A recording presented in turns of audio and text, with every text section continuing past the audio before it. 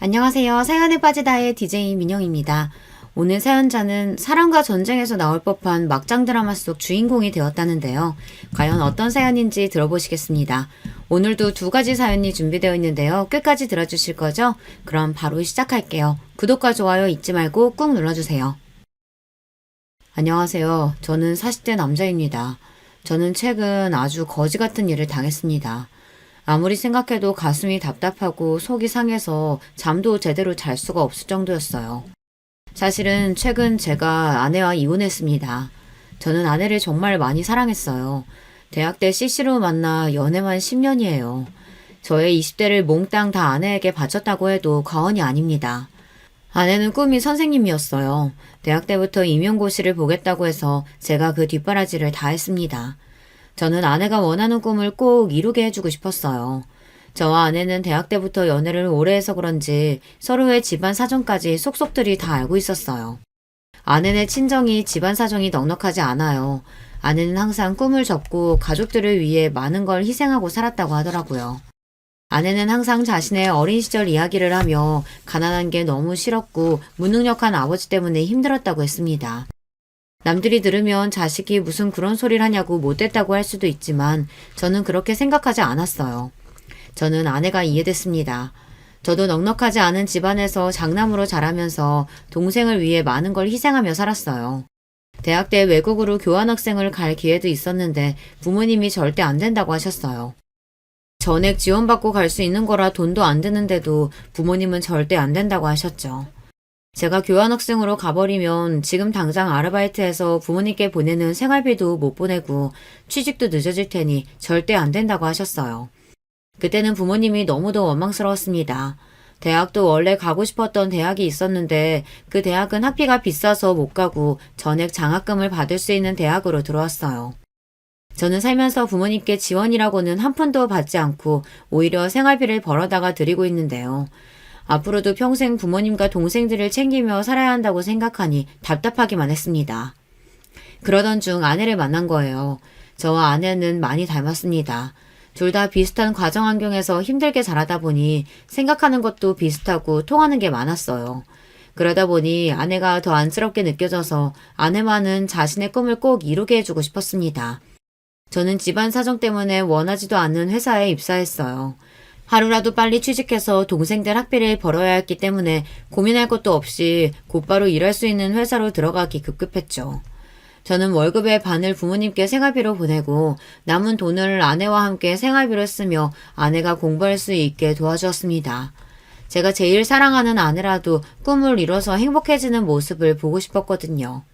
하지만 세상은 역시나 저의 편이 아니었습니다. 아내는 임용고시를 3번이나 떨어졌어요. 3년 동안 저와 함께 울기도 하고 웃기도 하며 열심히 준비했는데 꿈을 이루기가 쉽지 않더라고요. 저는 아내에게 한 번 더 도전해보라고 도와주겠다고 했지만 아내는 더는 그럴 수 없다고 했습니다.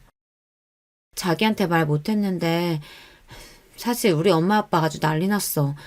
나더러 내 주제에 무슨 선생이냐고 하루라도 빨리 취직하래. 부모랑 동생들은 돈 버느라 잠도 못 자고 힘들게 사는데 나는 팔자 좋게 놀면서 공부한다고. 저는 한숨이 저절로 나왔습니다. 슬퍼하는 아내를 보고 있으면 꼭 저를 보는 것 같아서요. 저는 끝까지 아내를 말려보려고 했지만 소용없었습니다. 당시에 아내의 막내 동생이 고3이었는데 공부를 꽤 잘했어요. 의대도 갈 수 있는 성적인데 집에 돈이 없어서 고민하고 있다고 하더라고요. 아내는 본인의 꿈을 접고 동생이라도 꿈을 이룰 수 있게 돕겠다고 했습니다. 그러고는 곧바로 여기저기 면접을 보러 다녔어요. 그것 또한 쉽지 않았습니다. 대학 졸업하고 임용 준비하는 동안 나이는 먹었는데 경력이 없으니 취직이 쉽지 않더라고요. 그러다가 아내는 한 중소기업에 합격해서 입사하게 됐습니다. 근데 자기 합격한 회사 면접 봤을 때 사장이 좀 이상하다고 하지 않았어? 제 기억에 합격한 회사 면접 자리에 갔을 때 대표가 좀 이상한 사람이라고 들은 것 같은데 합격했다고 하니 좀 찝찝하더라고요. 회사가 작아서 그런지 대표도 젊은 사람인데 면접 자리에서 나 보자마자 키랑 몸무게를 물어보더니만 남자친구 있냐고 물어보더라고. 완전 양아치같이 생겼어. 그거 완전 또라이네. 면접 보는데 키랑 몸무게를 왜 물어봐? 그리고 남자친구는 도대체 왜 물어보는데? 그래서 자기는 남자친구 있다고 했어? 저는 내심 아내가 어떻게 대답했을지 궁금해서 물어봤습니다. 아니, 남자친구는 없고 결혼할 사람은 있다고 했지. 오, 잘했네, 잘했어. 그래도 뽑은 거 보면 완전히 또라이는 아닌 건가? 그래도 이 회사라도 붙어서 얼마나 다행이야. 내가 빨리 취직해야 우리도 빨리 결혼하지. 아내는 저와 만나는 동안 자주 결혼 이야기를 했습니다. 평소 가족들에게 기댈 수 없이 살다가 저와 있으면 마음도 편하고 너무 든든해서 하루라도 빨리 저와 부부가 되고 싶다고 입버릇처럼 말했어요. 저도 마찬가지였습니다. 평생 제 인생에 여자라고는 아내밖에 없었기 때문에 언제 하더라도 아내와 꼭 결혼하고 싶었어요. 그렇게 저와 아내는 결혼했습니다. 아내가 입사한 지 1년째 되는 날 둘이 손 꼭 잡고 구청에 가서 혼인신고만 했어요. 이미 아내가 임용고시 준비하면서 둘이 집을 합쳐 같이 살기도 했고 둘 다 집안 사정 뻔해서 식을 올리기는 힘들었거든요. 저는 아내에게 너무 미안해서 꼭 돈을 모아 식을 올리자고 했습니다. 하지만 아내는 괜찮다고 했어요. 결혼식이고 웨딩 촬영이고 다 필요 없고 저만 있으면 된다고 했습니다. 저는 아내의 그 말을 철석같이 믿었어요. 우리 두 사람은 운명이라고 믿었거든요. 그런데 결혼은 연애와 달랐습니다. 둘이서 좋아서 꽁냥거리면서 살 때와는 많은 것이 달라졌어요. 특히나 저나 아내나 둘 다 집안 사정이 좋지 않다 보니 매번 사건 사고가 끊이지 않았습니다. 한 번은 이런 적이 있었어요. 저희 아버지께서는 70이 다 되신 나이까지 공사 현장에서 노동자로 일하셨어요. 흔히들 막노동이라고 비하해서 말하지만 저는 그 말을 정말 싫어해요. 아버지께서 지난 30년 동안 일하시는 걸 옆에서 지켜봐온 저로서는 아버지께서 얼마나 성실하게 쉬지 않고 가족들을 위해 희생하셨는지 잘 아니까요. 이제 저도 결혼해서 잘 살고 있고 동생들도 다 자기 목하면서 살고 있으니 어머니 수술하게 돼도 그 정도는 저희가 할 수 있어요. 그러니까 아버지까지 몸 상하시기 전에 좀 쉬세요. 에휴, 말도 마라. 내가 지금까지 너 장남이라고 평생을 부담 주고 미국도 못 가게 발목 잡았던 거 생각하면 아직도 눈물이 나. 그때 좀 힘들어도 참고 그냥 네가 하고 싶은 대로 하게 둘걸. 아휴, 젊어서 우리 장남 고생시킨 것만 생각하면 아버지가 미안해. 말년이 아버지가 너희 엄마 책임지고 잘 살 거니까 우리 걱정은 말고 너는 너대로 네 가정 꾸리고 행복하게 살아. 저는 아버지께서 모르시는 줄 알았습니다. 제가 얼마나 하고 싶은 게 많았었는지, 미국에 못 가게 돼서 얼마나 펑펑 울었는지 다 모르시는 줄 알았어요. 그런데 아버지도 다 알고 계셨더라고요. 자식 하고 싶은 거 못하게 하는 부모 마음도 찢어지셨을 텐데 그 마음도 모르고 내내 원망했던 제가 너무 죄송했습니다. 아니에요. 그때 그렇게 미국 안 가고 한국에 있어서 신영이도 만난 건데요, 뭐. 저는 후회 안 해요. 그때는 진심이었습니다. 미국을 못 가게 된 건 당연히 아쉬웠지만 만약 제가 그때 미국에 갔다면 지금의 아내를 만나지 못했을 거예요. 결혼도 하고 아내와 저도 직장에서 자리 잡고 있었으니 이제는 좀 살만해지나 보다 싶었던 때였습니다. 하늘도 무심하시지 저에게 또 고난을 주셨어요. 평생 건강하실 줄 알았던 아버지께서 갑자기 돌아가셨어요. 저도 동생들도 전혀 몰랐는데 아버지께서 몇 년 전 일하시는 곳에서 건강검진을 받았을 때 선천적으로 심장 판박증을 앓고 있다고 했다네요. 의사는 바로 제대로 검사하고 치료하라고 했는데도 아버지는 자식인 저희에게도 말도 안 하고 그냥 계셨던 거예요. 어머니에게는 은연중에 이야기하셨다는데 어머니께서 바로 병원에 가보라고 했는데도 아버지는 어차피 선천적으로 알아오던 질병인데 지금까지 별다른 불편함 없이 살아왔으니 그냥 둬도 된다고 생각하셨대요. 결국은 그대로 뒀다가 문제가 생긴 거죠. 연세도 많으신데 무리해서 일하시다가 심근경색이 와서 그대로 쓰러져 손도 못 써보고 돌아가신 거예요. 저는 어릴 때부터 이런 점이 너무 화가 나고 답답했습니다. 기본적으로 사람이 아프면 병원에 가고 배가 고프면 밥을 차려 먹는 거잖아요. 저희 부모님은 그런 기본적인 것을 중요하게 생각하시지 않았어요. 웬만한 감기나 몸살 같은 건 절대 병원에 안 가고 대충 집에 있는 약이나 먹으면 끝이었죠. 워낙 돈이 없으니 병원에 가는 돈이 다 사치라고 생각했어요. 부모님은 저희에게도 그랬어요. 동생이 한밤중에 열이 39도, 40도까지 오르는데도 응급실에 갈 돈이 없다고 물수건만 애 머리에 올려주셨죠. 당시에 제가 국민학교 5학년, 6학년 정도 됐었는데 제가 보기에도 동생 상태가 너무 안 좋아 보여서 무서울 정도였는데도 부모님은 그대로 동생을 뒀었습니다. 결국은 제가 제 돼지저금통을 뜯어서 택시를 타고 응급실에 다녀왔어요. 의사 선생님 말씀이 폐렴이라고 바로 입원해야 한다고 하더라고요. 그때 느낀 게 부모가 돈이 없으면 자식도 낳으면 안 되는 거구나 라고 생각이 들었습니다.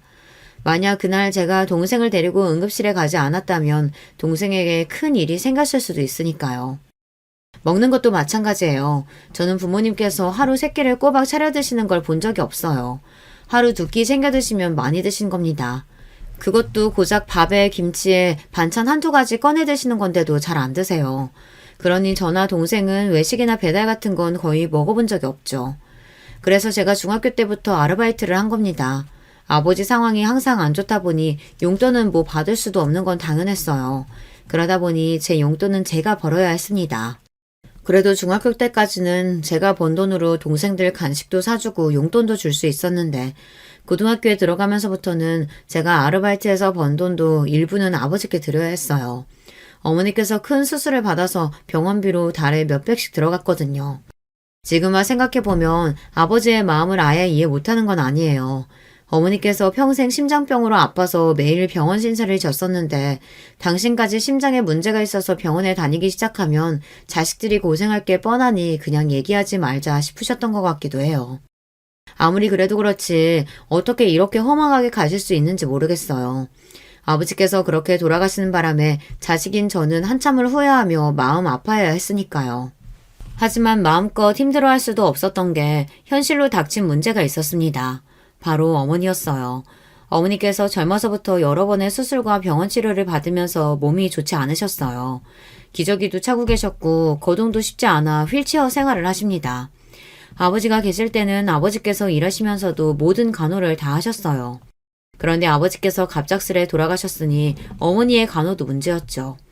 남동생이 부모님 댁에서 같이 살고 있긴 했지만 아직 결혼도 안 한 젊은 남동생이 어머니를 모시기에는 무리가 있었습니다. 나도 한다고 하는데 내가 하는 게 엄마도 힘든가 봐. 씻겨준다고 해도 자꾸만 싫다고 하고 목욕 도우미 불러도 영 마땅치 않으니 자꾸 안 씻으려고 해. 기저귀는 뭐 말도 못하고. 저야 일찍이 본가에서 나와 살았으니 몰랐었는데 아버지께서 고생을 많이 하셨겠더라고요. 어머니께서 젊어서부터 투병 생활을 오래 하셔서 성격도 좀 예민하고 사람을 가리세요. 그런 분이 생판 모르는 남이나 남자인 아들들에게 자신의 수치스러운 부분을 보이기 싫어하셨죠. 저도 어떻게 해야 하나 고민하고 있었는데 동생이 철없는 소리를 하더라고요. 엄마 그냥 형이랑 형수가 모시고 살면 안 돼요?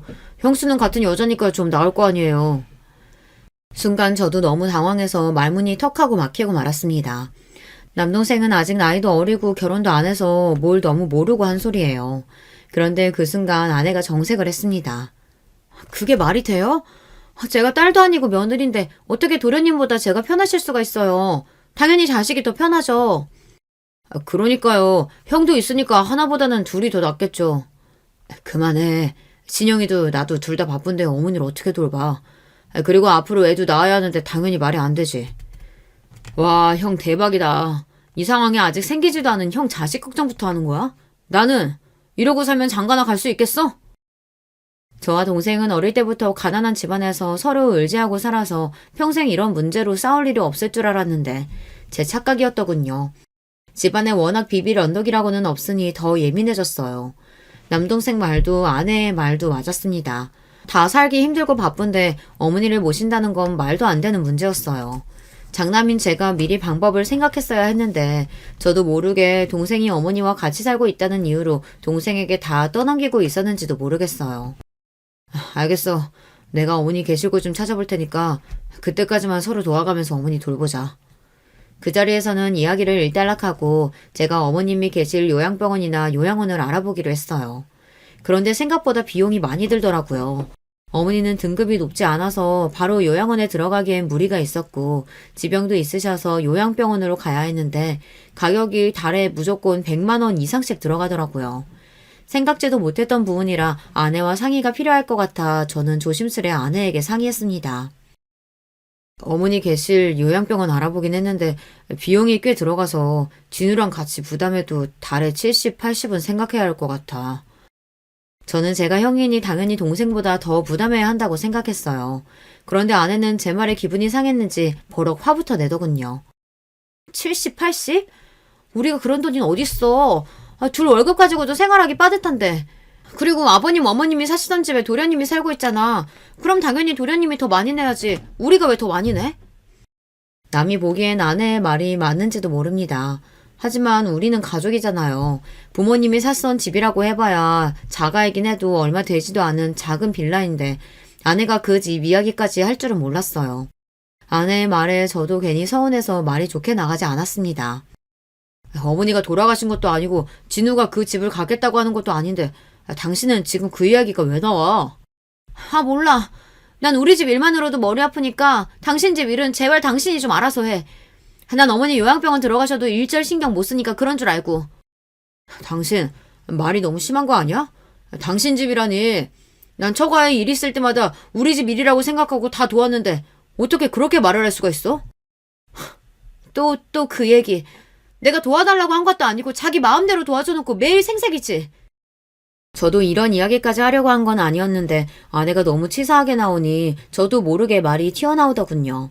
하지만 아내에게 서운한 건 어쩔 수 없었어요. 막내 처남이 의대에 합격했는데도 돈 때문에 망설인다고 그래서 제가 처남 의대 졸업할 때까지 등록금을 계속 냈습니다. 물론 아내와 함께한 일이지만 우리 형편에 쉬운 일은 아니었습니다. 심지어 나중에는 저도 돈이 부족해서 주말에 아르바이트까지 하면서 번 돈을 줬어요. 그러면서도 저는 일절 말 한마디 하지 않았습니다. 그리고 불만도 없었어요. 이제 모두 다 가족이니 당연히 해줄 수 있는 일이라고 생각했거든요. 그런데 아내는 제가 어머니를 모시겠다는 것도 아니고 요양병원에 모시겠다는 건데 그 비용을 내는 것조차도 싫다고 화를 내잖아요. 저로서는 아내가 원망스러웠죠. 결혼 전부터 서로 집안이 힘든 것도 알고 있었고 그래서 우리 둘 다 고생할 거 알고 있었지만 이게 막상 현실로 닥쳐서 살다 보니 어느새 저나 아내나 둘 다 지쳤나 보더라고요. 사실 저나 아내나 직접적으로 말하지 않아도 마음에 앙금이 조금 있었던 게 둘 사이에 몇 년째 묵혀놓던 문제가 있었기는 했어요. 바로 아이 문제입니다. 결혼 전에는 아내와 저 둘 다 당연히 아이를 갖고 싶어 했어요. 저나 아내나 둘 다 아기들을 너무 예뻐해서 연애할 때부터 결혼하면 애는 꼭 2명 이상은 낳자고 이야기는 했습니다. 그때는 둘 다 대학생이었으니 뭘 모르고 순진했던 거죠. 현실이 그렇지가 않더군요. 결혼 초기에 아내가 들어간 직장에서 처음엔 적응을 잘 못했어요. 그래서 종종 회사를 그만두고 싶다고 옮기고 싶다는 이야기를 하더라고요. 저도 아내의 마음을 이해하긴 했지만 바로 그만두라고 말할 수가 없었던 게 아내가 임용 준비하느라 남들보다 취직을 늦게 하기도 했고 그 회사도 어렵게 입사한 거라 섣불리 그만두라고 할 수가 없었어요. 더군다나 당시에 처남이 의대에 다니며 등록금을 우리가 부담하고 있는 상황이었으니 아내까지 회사를 그만두면 저 혼자 생활이 감당이 안 될 것 같았죠. 그런데 그런 상황에서 어느 날 아내가 갑자기 아이가 갖고 싶다고 했어요. 우리 결혼한 지 1년도 넘었고 나이도 있는데 이제 슬슬 아이 가져야 하지 않을까? 내 친구들 조카들 낳는 거 보니까 너무 부러워. 나도 아이 키우고 싶어. 그때 저도 좀 피곤하고 예민했는지 아내의 말이 좋게 들리지 않았습니다. 아내가 회사가 힘들어서 그만두고 싶어서 자꾸 아이를 갖자고 하는 것처럼 들렸어요. 그래서 저도 아내의 말을 고지고대로 듣지 않고 지금 당장 우리 부부에게 닥친 일만 이야기해버렸어요. 지금 우리 형편에 애를 어떻게 가져. 난 부모가 경제적으로 여유도 없는데 괜히 자기들 욕심 때문에 애 낳는 건 아니라고 생각해. 평소 아내에게 단호하게 제 고집을 피우는 성격이 아닌데 아이 문제에 있어서는 제 생각이 명확했어요. 우리 집이나 처가나 형편이 되지도 않는데 자식만 둘, 셋씩 낳아서 지원도 제대로 못 해주고 평생 자식들 고생시키는 게 너무 싫었거든요. 그래서 저는 꼭 형편이 나아졌을 때 하나만 낳아서 곱게 키우고 싶었어요. 그런데 아내는 제 생각과 달랐습니다. 애를 낳는 건 다 때가 있다고 했어요. 자기 말대로면 우리는 아마 평생에 못 낳아. 우리 양가 집안을 좀 봐. 이게 몇 년 안에 사정이 좋아지겠어? 상황 좋아지고 낫겠다고 하면 아마 우리 둘 다 환갑일걸? 아내는 입술을 삐죽이며 중얼거렸습니다. 저도 거기서 그만했어야 했는데 아내가 제 말을 오해하는 것 같아 한 번 더 하게 됐어요. 그쯤 하고 말았어야 했는데 그게 화근이 됐습니다. 당신 일 힘들어서 쉬고 싶은 건 아는데 우리 상황에서 지금 아이까지 생기면 오히려 더 문제야. 앞으로 더 나아질 테니까 조금만 더 힘내자. 저는 조금만 더 고생하면 분명히 좋아질 거라는 말을 하고 싶었던 건데 아내는 다른 말에 꽂혀서 갑자기 인상을 구기더니 화를 내기 시작했습니다. 당신 말을 왜 그렇게 해? 내가 지금 일하기 싫어서 애 갖겠다는 거야? 사람을 물어보고. 됐어. 다시는 애 낳자는 이야기 안 할 테니까 걱정하지 마. 그런 의도로 이야기한 건 아니었는데 아내가 저한테 화가 많이 났는지 문을 확 닫고 들어가 버리더라고요. 그때 이후로 아내와 제 사이는 말로 표현하기 어렵지만 달라졌어요. 아내는 저에게 종종 이유도 없이 불만이 있는 사람처럼 짜증을 냈고 양가 다 상황은 나아질 기미가 보이지 않으니 당연히 아이 이야기는 누구도 꺼내지 않았습니다. 제가 이기적인 건지도 몰라요. 사실 저는 지금의 우리 상황이라면 아이를 낳고 싶지 않았습니다. 여기서 아이까지 생기면 우리 부부가 얼마나 힘들어질지 뻔히 보이니까요. 처가든 우리 집이든 형편이 어려워서 싫다기보다 현실이 이런 상황이니 내가 감당할 수 있을 정도로만 일을 벌이고 싶은 거예요. 저도 절대 아이가 낳기 싫은 건 아니었습니다. 저는 아내를 사랑하고 많이 아끼기에 아이 없이 아내와 둘만 살아도 좋아요. 제가 능력이 있어서 아내가 원하는 걸 다 하게 해주고 행복하게 해줄 수만 있다면 아이 없어도 저는 남은 인생은 아내에게 올인하고 살고 싶다는 마음뿐이었습니다. 그런데 이건 어디까지나 제 생각이었어요. 아내의 생각은 저와 달랐습니다. 아내는 나이가 들수록 점점 더 변해갔어요. 처음에 회사 생활을 너무 힘들어해서 걱정했었는데 어느새 아내는 그 회사에 다닌 지 5년이 넘었어요. 그리고 최근 대리로 승진하면서 아내가 많이 좋아했습니다. 지금까지 고생한 걸 보상받은 것 같아 너무 기쁘다고요. 아내의 승진에 저도 기분이 좋아서 그날은 아내가 좋아하는 케이크를 사서 집에 들어갔어요. 같이 파티를 하려고요. 그런데 아내는 12시가 넘을 때까지 집에 들어오지 않았습니다. 최근 회사 동료 몇 명과 친해졌다면서 자주 만나서 술도 먹고 놀고 오는 건 알고 있었는데 그래도 승진 파티를 하자고 제가 연락했는데도 연락도 없고 집에도 들어오지 않으니 기분이 좋지 않더라고요. 제가 몇 번이나 메시지를 보내고 전화를 했는데도 아내는 답이 없었습니다.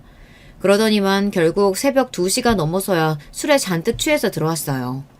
내가 승진 파티 하자고 메시지 보낸 거 못 봤어? 어디서 먹었길래 이렇게 늦게까지 먹었어?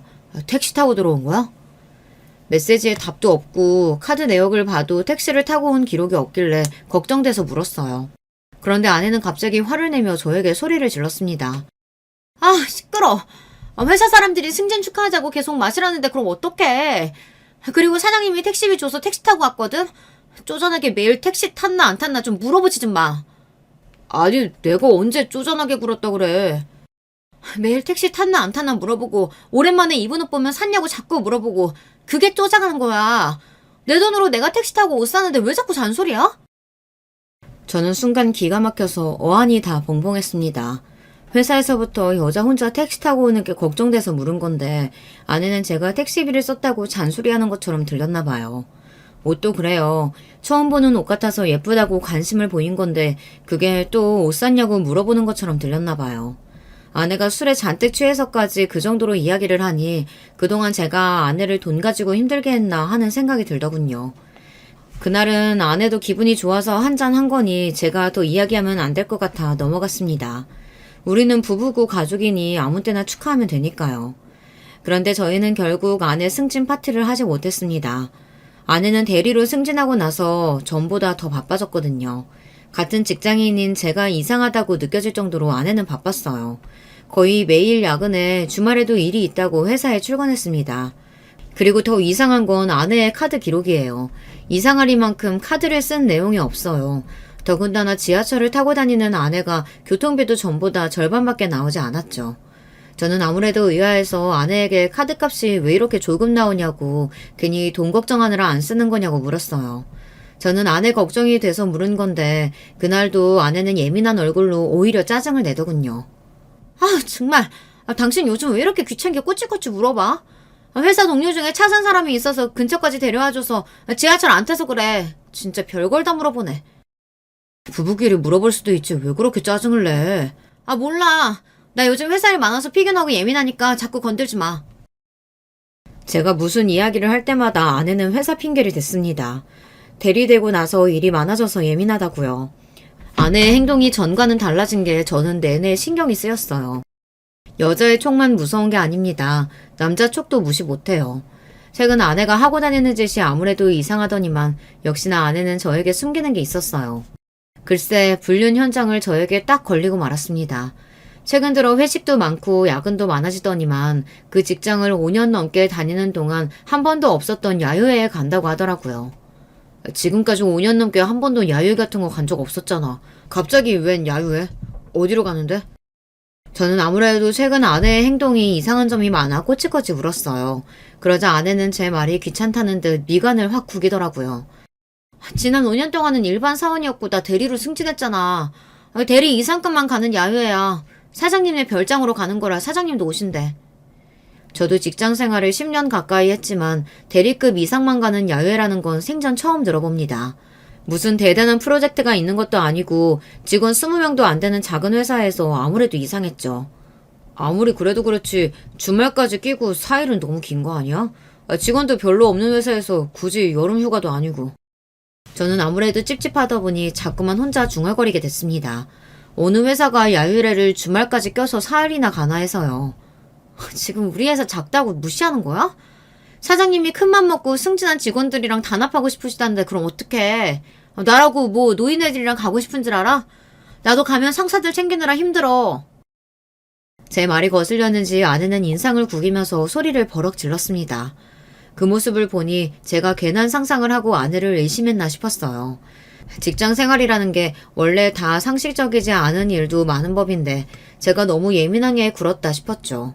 저는 아내에게 미안해서 제가 좀 예민했다고 사과했어요. 주말인데 자기랑 있어주지 못하고 나도 혼자 가서 미안한데 회사 일인데 어떡해. 당신이 좀 이해해줘. 아내는 마지막까지 회사 일이라고 본인도 가고 싶지 않지만 어쩔 수 없다고 했습니다. 저는 누구보다 아내의 말이 사실이기를 바랬습니다. 그런데 절망적이게도 아내의 말은 사실이 아니었어요. 아내가 야외를 떠나기 하루 전날이었습니다. 아내는 방에서 짐을 싸고 있었고 저는 거실에서 텔레비전을 보고 있었어요. 그때였습니다. 거실에 있는 아내의 핸드폰이 드르륵 울렸어요. 저는 슬쩍 아내의 핸드폰을 봤습니다. 연락이 온 건 아내 직장 사람들과의 단톡방 같았습니다. 그런데 내용이 좀 이상했어요. 오대리님, 내일부터 휴가인데 밤늦게 죄송해요. 내일 미팅 건으로 과장님께서 중요하게 확인할 게 있다고 내일 오전에 잠깐 전화 달라고 하셔서요. 여행 떠나시기 전에 과장님께 연락 부탁드릴게요. 저는 순간 제가 잘못 본 건 아닌가 싶었습니다. 저는 눈을 크게 뜨고 한 번 더 메시지 내용을 확인했어요. 그런데 제가 잘못 본 게 아니었어요. 아내 말로는 분명 내일 대리급 이상은 다 같이 가는 야유회라고 했는데 단톡방에서는 아내 휴가라고 하더군요. 심지어 아내 바로 위에 상사인 과장은 야유회에 가지도 않았어요. 저는 순간 느낌이 쎄했습니다. 아내는 분명 저에게 거짓말을 한 게 확실해요. 저는 아무래도 이상해서 아내의 핸드폰을 확인한 김에 다른 메시지 내용도 확인해 보려고 했습니다. 그런데 직장 단톡방 외에는 다 비밀번호로 잠겨 있더군요. 저는 점점 더 가슴이 답답해졌어요. 이게 바로 물증만 있고 증거는 없는 상황이었죠. 저는 그날 밤 머릿속이 복잡해서 잠을 한숨도 자지 못했습니다. 혼자 별의별 상상을 다 했어요. 이대로 있다가는 돌아버릴 것 같아 가만히 있을 수가 없었습니다. 저는 아내가 야유회에 가는 게 진짜인지 제 두 눈으로 확인해야 했습니다. 다음날 저는 회사에 병가를 내고 아내의 뒤를 따라가기로 했어요. 그런데 마음속으로 절대 아니었으면 하면서 마음 졸였던 일이 현실이 되어 돌아왔습니다. 아내는 분명 회사 앞에서 직원들이랑 다 같이 만나 버스를 타고 이동한다고 하더니만 집에서부터 슬슬 걸어서 내려가더니 지하철역 앞에서 누군가 기다리는 것 같더군요. 잠시 후 요란한 소리를 내며 스포츠카 한 대가 아내 앞에 섰어요. 그리고 아내는 그 차의 조수석에 올라탔어요. 제가 바로 뒤쪽 차에 타 있어서 스포츠카 안에 사람이 누군지 가늠할 수 없었지만 남자인 건 분명합니다. 아내가 조수석에 탈 때 잠깐 보였던 운전석 실루엣이 덩치가 제법 큰 남자였어요. 앞서가는 스포츠카를 쫓으며 저는 별의별 생각을 다 했습니다. 운전석에 앉은 남자는 누구일까? 아내는 나에게 야유회에 간다고 말하고 지금 도대체 어디를 가고 있는 걸까? 별의별 생각이 다 들었어요.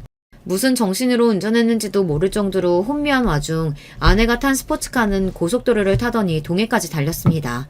잠시 후 해수욕장에 도착한 스포츠카는 드디어 주차를 했어요.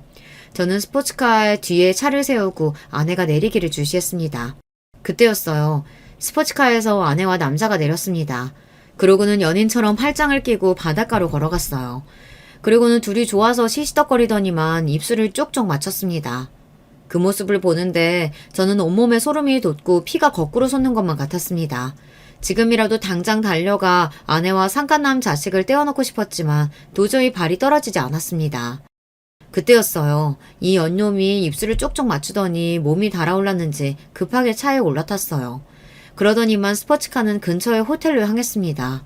저는 믿을 수 없는 이 끔찍한 상황을 어떻게 해야 할지 몰라 심장만 벌렁거렸어요. 호텔에 도착한 두 연놈은 체크인을 하자마자 바로 엘리베이터를 탔습니다. 저는 곧장 비상구 계단을 찾아 정신없이 달렸어요. 두 연놈이 몇 층에서 내리는지 몰라 층마다 확인했습니다.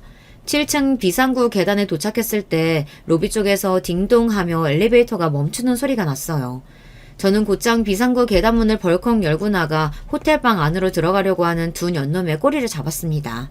그리고 사력을 다해 달려 호텔 방문을 벌컥 잡아 열었어요. 엄마, 깜짝이야. 당신 뭐야? 당신이 왜 여기 있어? 호텔방 문을 닫으려는 순간 바로 문을 잡아 열었더니 안으로 들어가던 아내와 눈이 정면으로 마주쳤습니다. 아내는 저를 보자마자 못 볼 걸 보기라도 한 것처럼 눈이 커져 금방이라도 눈동자가 굴러떨어질 것 같았어요. 그 순간 아내보다 먼저 호텔방 문 안으로 들어갔던 상간남도 놀라서 나오더군요. 그러더니 한다는 소리가 기가 막혔어요. 너 이 자식 뭐야? 뭔데 남의 방에 들어와? 내가 누구냐고?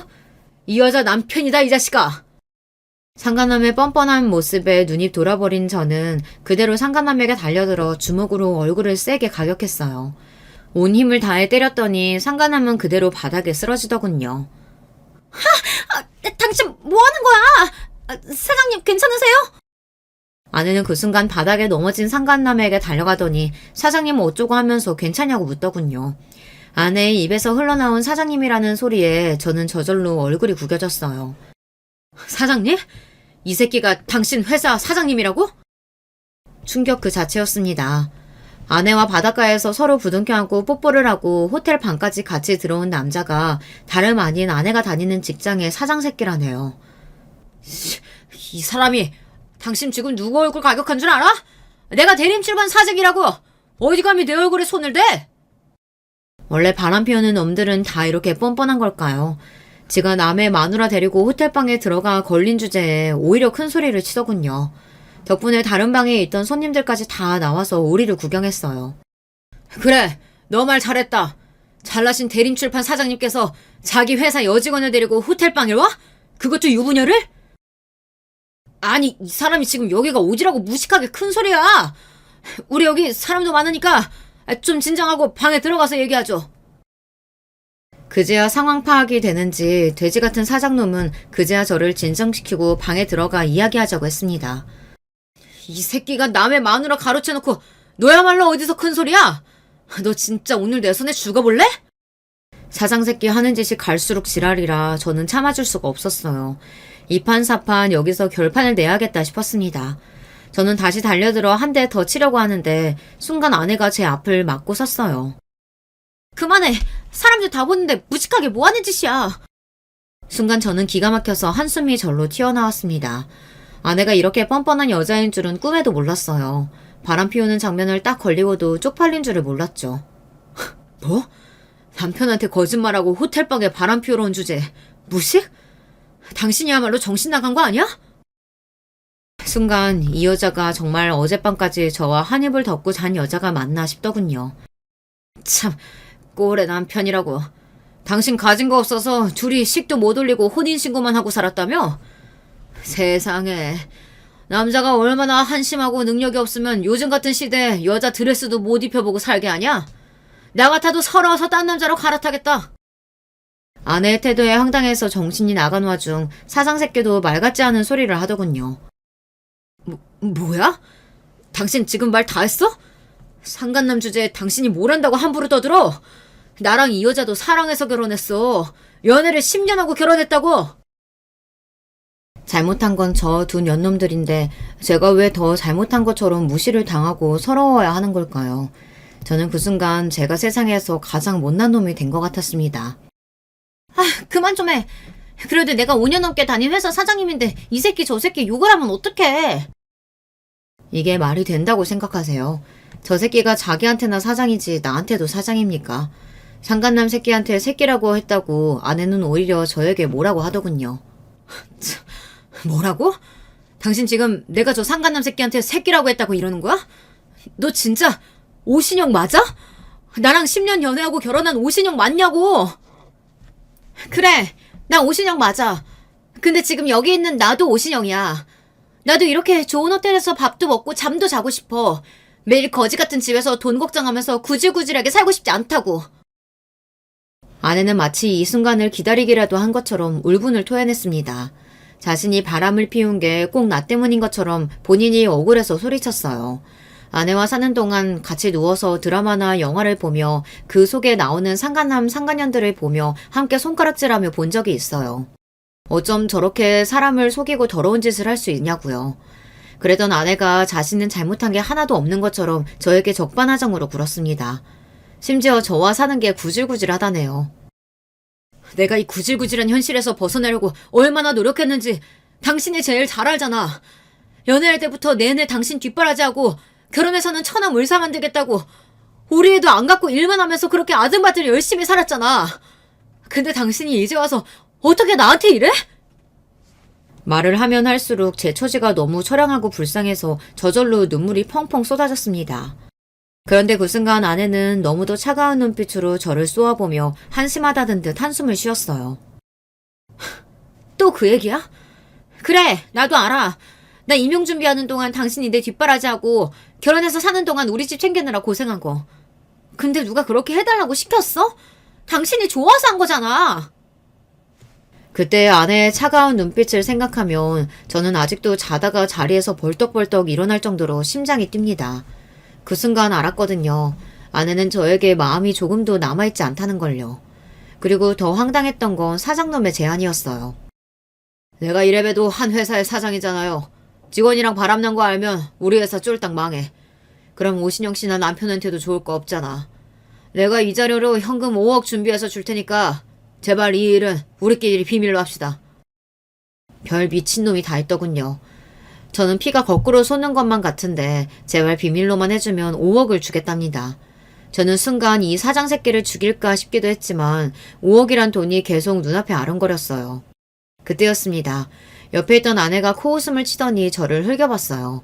그러더니 한다는 말이 가관이었습니다. 뭘 고민하는 척을 해. 당신 돈 좋아하잖아. 이왕 이렇게 된 거 그냥 5억 받아. 나랑 이혼하고 그 돈으로 행복하게 살면 되잖아. 일석이조가 따로 없네. 뭐, 당신 말 다 했어? 당신은 정말 나랑 이혼하겠다는 거야? 내가 당신한테 바람 피우는 거 걸렸다고 당신 뭐 착각하나 본데. 나 사장님 사랑해. 우리 그냥 불륜 아니야. 그러니까 이혼해줘. 나 남은 인생은 사장님이랑 살래. 그 이후 아내가 저에게 무슨 말을 했는지 사장 새끼가 뭐라고 했는지 기억도 나지 않아요. 제 기억엔 아내가 사장을 사랑한다고 했던 말만 기억나요. 그리고 저는 사장이 건넨 종이에 사인을 했습니다. 아내와 사장 새끼의 불륜 사실을 일절 누구에게도 발설하지 않겠다고요. 그리고 며칠 뒤 집 앞으로 웬 박스가 도착했어요. 박스에는 정말 현금으로 5억이 들어있더군요. 아내와 저는 이혼했어요. 아내는 제가 5억을 받았다는 사실을 가지고 저를 조롱했지만 저는 아무 말도 할 수가 없었습니다. 제가 무슨 말을 해도 아내가 제가 아닌 그 새끼를 선택했다는 사실은 변함이 없으니까요. 그로부터 반년을 저는 회사 집만 다니며 아무것도 하지 않았습니다. 5억이 든 가방은 그대로 방에 놔둔 채 말이죠. 그런데 얼마 뒤 아내와 사장 새끼가 여전히 불륜 상태로 계속 만나고 있다는 사실을 알게 됐어요. 분명 저와 이혼만 하면 둘이 곧바로 재혼할 것처럼 굴더니만 사장 새끼는 이혼하지 않은 것 같더라고요. 며칠 뒤 막내 처남에게 전화가 왔는데 저에게 미안하다면서 누나도 벌 받고 있다고 했어요.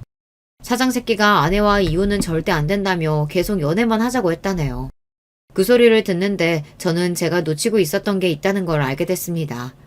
우리 가정만 박살난 거예요. 그 사장 새끼는 아무것도 잃은 게 없었죠. 그리고 얼마 뒤 대망의 날이 밝았습니다. 저는 이날만을 기다렸습니다. 저는 곧장 사장이 사는 집으로 찾아갔어요. 그리고 사장 아내의 아내를 받고 그 집 안방으로 들어갔습니다. 잠시 뒤 충격적인 일이 벌어졌어요. 저와 사장 아내가 침대 매트리스 위에 있는데 안방문을 사장이 벌컥 열고 들어왔습니다. 그러더니 저와 사장 아내의 모습을 발견하고 놀라서 눈이 휘둥그레졌죠. 뭐야? 너희들 여기서 뭐 하는 거야? 너 이 새끼, 너 오대린 남편 맞지? 네가 여기 왜 있어? 설마 네가 내 마누라 꼬신 거야? 왜? 너는 내 마누라 마음대로 꼬시는데 나는 네 마누라 꼬시면 안 되냐? 이 자식이 감히 뚫린 입이라고 함부로 떠들어. 나한테 5억이나 뜯어가놓고 이런 짓까지 하면 네가 무사할 줄 알아? 너 내가 지금 당장 고소할 거야. 고소? 어디 할 수 있으면 한번 해봐. 내가 당신은 더러운 짓 발설 안 하기로 하고 5억을 받은 거지. 당신 아내 안 꼬시겠다고 받은 돈은 아니잖아. 그랬습니다. 제가 사장 새끼와 아내의 불륜 사실을 어디서도 발설 안 하겠다고 했지. 다른 걸 약속한 건 아니니까요. 그때였어요. 그때까지도 얌전히 입을 닫고 있던 사장 아내가 갑자기 자리에서 벌떡 일어나더니 사장에게 달려들었어요. 그러더니 말도 안 되는 일이 벌어졌습니다. 저는 제 두 눈으로 보고도 믿기지 않았어요. 글쎄 사장 아내가 침대에서 번쩍 높이 점프를 하더니만 사장의 얼굴을 그대로 날려차기로 차버렸어요. 이 미친 인간. 너 설마 또 바람 피웠니? 너 내가 분명히 경고했지? 한 번만 더 바람 피우면 그때는 내 속에 죽는 거라고. 아, 아파, 여보. 여보, 내 말 좀 들어봐. 이게 어떻게 된 일이냐면, 듣긴 뭘 들어. 딱 보니까 이 아저씨가 당신 상간녀 남편이구만. 이 더러운 인간이 이제 하나하나 유부녀까지 건드려? 너 미친 거 아니야? 사장 새끼는 찌질해도 너무 찌질했습니다. 알고 보니 이 새끼가 바람을 피운 게 제 아내가 처음이 아니더라고요. 그리고 더 놀라운 사실은 사장 아내가 소시적 태권도 국가대표였다네요. 어쩐지 날라차기가 예사롭지가 않았어요. 그 순간 더 놀라운 광경을 목격하고 말았어요. 글쎄 사장 새끼가 그대로 바닥에 무릎을 꿇고 앉더니 사장 아내에게 손이 발이 되게 빌더라고요. 여보, 내가 잘못했어. 제발 용서해줘. 내가 너 한 번만 더 이지랄하면 회사고 뭐고 다 뺏어버린다고 했지? 이래서 바람 피우는 놈들은 믿는 게 아니라니까. 사장 아내는 옆에서 말릴 새도 없이 무릎을 꿇고 앉은 사장을 마구 때리기 시작했습니다. 주먹으로 발로 쉬지 않고 퍽퍽 소리가 나게 때렸어요. 얼마나 힘이 센지 제가 봐도 저러다 사장이 죽을 수도 있겠다 싶어 말렸다니까요. 그만하세요. 이러다가 사모님이 감옥 가겠어요. 뭐야? 그러고 보니 너네 둘이 바람 피운 주제에 어디서 큰 소리야? 그제야 사장 새끼도 정신이 좀 들었는지 제가 자기 아내 팔을 잡고 말리는 모습을 보더니 갑자기 눈이 획 돌아서는 저에게 달려들려고 하더군요. 그 순간 사장 아내가 제 앞을 가로막고 섰습니다. 웃기고 있네. 우리가 바람을 피우긴 뭘 피워. 이분 우리 집 침대 매트리스 배달하러 오신 분이야. 내가 매트리스 위에 커버 좀 씌워달라고 해서 도와주고 있던 중이었다고. 그랬습니다. 사실은 저와 사장 아내가 불순한 의도로 침대에 누워 있었던 건 절대 아니에요. 제가 아무리 복수에 눈이 멀었어도 절대 그런 짓까지 할 사람은 아닙니다. 물론 사장이 오해하도록 제가 의도한 상황이긴 했지만요. 몇 개월 전 저는 일부러 사장 아내에게 접근했습니다. 연신 주변을 맴돌며 저희 가구점에서 파는 물건을 뭐라도 사게 하려고 사력을 다해 꼬셨어요. 그래서 결국 매트리스를 하나 판매했습니다. 그리고 일부러 사장이 집에 들어오는 시간에 맞춰 매트리스 배달을 제가 직접 온 거예요. 그래서 사장이 왔을 때 뭔가 야릇한 상황을 보이게 하려고 제가 상황을 만든 겁니다. 역시나 사장은 제가 만든 덫에 그대로 걸린 거고요. 뭐야? 그럼 이 자식이 일부러 나 속인 거네? 내 입으로 바람 피운 거 불게 하려고? 너 이 자식 이리 와! 너 내가 가만 안 둬! 그랬습니다.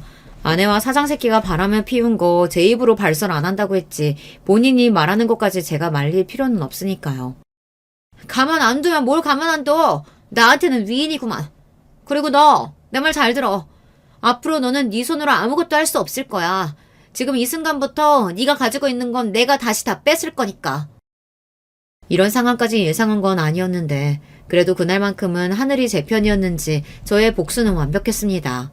알고 보니 사장이 운영하는 회사가 원래는 장인의 회사였더라고요. 결혼 전에는 쥐뿔도 없었다가 지금의 아내와 결혼하면서 회사도 물려받은 거고요. 그로부터 며칠 뒤 그 사장 새끼가 잘렸다는 이야기를 전해 들었습니다. 회사에서 쫓겨나기만 한 게 아니라 사장 아내와도 이혼 소송 중이라네요. 더군다나 더 대박인 것은 제 아내가 사장 아내에게 상간녀 소송까지 당했다는 겁니다. 고민 끝에 매트리스를 팔아서라도 사장 아내를 찾아가길 잘한 것 같아요. 저야 대단한 복수를 하고 싶어도 가진 게 없어서 할 수 있는 게 많지 않았었는데 사장 아내는 저와 달리 사장 새끼 정도는 가지고 놀 수 있을 정도로 능력이 있는 사람이라 한순간에 사장을 나락으로 떨어뜨렸더라고요. 사장 아내도 대단한 게 이혼 소송을 시작하자마자 지금까지 사장 새끼가 저지른 만행을 다 잡아 회사 사내 게시판에 공표하고 기자까지 불러 기사를 냈어요. 그동안 사장이 갑질을 하고 여자 직원들을 상대로 성적인 발언을 하거나 회식 때마다 추행한 사실까지 증거를 잡아 아예 매장을 시켜버렸어요. 전 아내도 마찬가지였습니다. 사장과 바람피운 강큰 상간녀라고 회사 사내 게시판에 직접 올렸더라고요. 망신도 그런 개망신이 없으니 당연히 아내도 회사를 그만뒀죠. 아내의 불륜 사실을 알고 나서 단 하루도 마음 놓고 잠든 적이 없었는데 요즘 저는 아주 두 다리 쭉 뻗고 잡니다. 제 가슴에 대못을 박은 연놈들이 다 망해버렸으면 좋겠다고 매일 생각했었는데 저의 바람대로 됐으니까요. 저는 최근 새로 이사도 하고 직장도 옮겼습니다. 아내와 이혼하면서 저에 대해서도 많이 돌아봤는데 지금까지 너무 남을 위해서만 살아왔다는 생각이 들더라고요. 지금부터라도 제가 하고 싶은 일을 하며 저를 돌보며 살고 싶다는 생각이 들었어요. 그래서 어린 시절 꿈이었던 영화사에 취직했어요. 물론 이 나이에 무슨 주책이냐고 하실 수도 있지만 저는 마치 20대로 돌아간 것처럼 새로운 마음으로 열심히 하고 있습니다. 지난날은 다 잊고 새로운 출발을 하는 저를 위해 여러분께서 응원하는 댓글 많이 남겨주시길 바랍니다. 어디선가 저를 응원해주는 사람들이 있다고 생각하면 저에게 많은 힘이 될 것 같아요. 저의 막장 이야기 끝까지 들어주셔서 감사해요. 여러분의 가정은 언제나 편안하시길 바라겠습니다. 안녕하세요. 저는 서울에 살고 있는 50대 남자입니다. 제가 몇 년 전 겪었던 황당한 일을 좀 함께 이야기해보고 싶어서 사연을 보내드립니다. 저는 결혼을 좀 늦게 했습니다. 딱 40살 때 결혼을 했는데 좀 사정이 있었죠. 아내는 부끄럽지만 13살 연하의 아가씨였고요. 간호조무사로 일하다가 제가 병원에서 만나 호감이 생겨 결혼까지 하게 된 상황이었습니다. 물론 당시 아내도 27세나 되었으니 그리 어린 것은 아니었는데 저와의 나이 차이는 제법 났던 터라 친구들한테 도둑놈이라고 욕 꽤나 얻어먹었던 기억이 있네요. 그런데 사실상으로 저한테 그게 첫 결혼은 아니었고요. 물론 호적상으로는 첫 결혼이었습니다만 그 이전에 사실혼 관계인 사람이 있기는 했었습니다. 법적 결혼까지 가지는 못했지만요. 원래 20살 때 고등학교 졸업하고서 바로 취업해서 돈을 벌기 시작했었는데 그 시절에 만난 사람이었죠.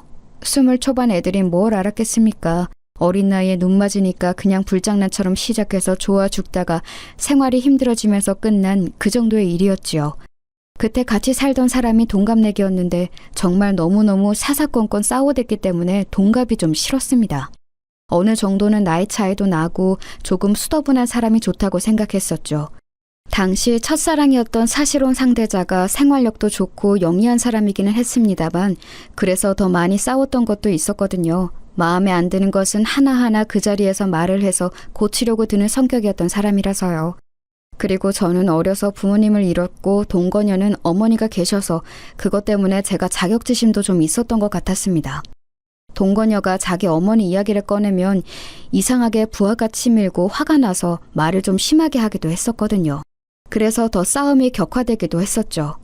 제가 당시 동거녀에 비해 좀 스펙이 모자란 편이어서 이래저래 좀 의심도 하고 질투를 하기도 했고요. 한마디로 구속을 좀 했다고 할까요? 그래서 저는 20대 중후반쯤 갈라서고 나서 사람한테 질려버려서 한참이나 결혼에 관심을 두지 않았습니다. 사실혼이라고 해도 뭐 솔직히 말하면 동거였죠. 그런데 그 동거의 기억이 너무 안 좋다 보니 결혼도 피하게 되더군요. 그렇게 30대를 일만 하면서 지냈는데 워낙 열심히 일에 몰두해서인지 사업은 아주 잘 되었습니다. 사실 사업가로 치면 30대는 아주 젊은 나이지 않습니까? 그런데 그래도 꽤나 큰 사업체를 가지게 되었고 직원도 상당히 여러 거느리게 되었었죠. 하지만 일만 열심히 거의 중독자처럼 하신 분들 시간 지나면 몸과 마음 여기저기 고장나는 거 다들 아시죠? 저도 허리 쪽에 문제가 생겨서 병원을 열심히 다니기 시작했고 거기에서 20대 아내를 만났던 겁니다.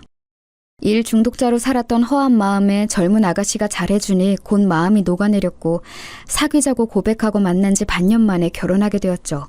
상당히 빠른 결정이기는 했습니다. 그런데 첫 사실혼 경험 당시 알았던 것이 저 사람에 관련한 모든 것에 잘해주자는 것이었습니다.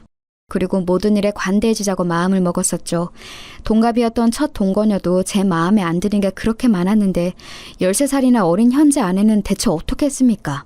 세대 차이도 날 거고 아무래도 아내가 미숙한 면도 많을 거고 그리고 저야 20 초반 동거라도 경험이 있었지만 아내는 그런 것도 없이 연애 면으로는 정말 미성숙한 사람이었습니다. 보통 27이라고 하면 연애도 할 만큼 해보고 알 것도 어지간히 아는 나이잖아요. 하지만 아내는 정말 아무것도 몰랐습니다.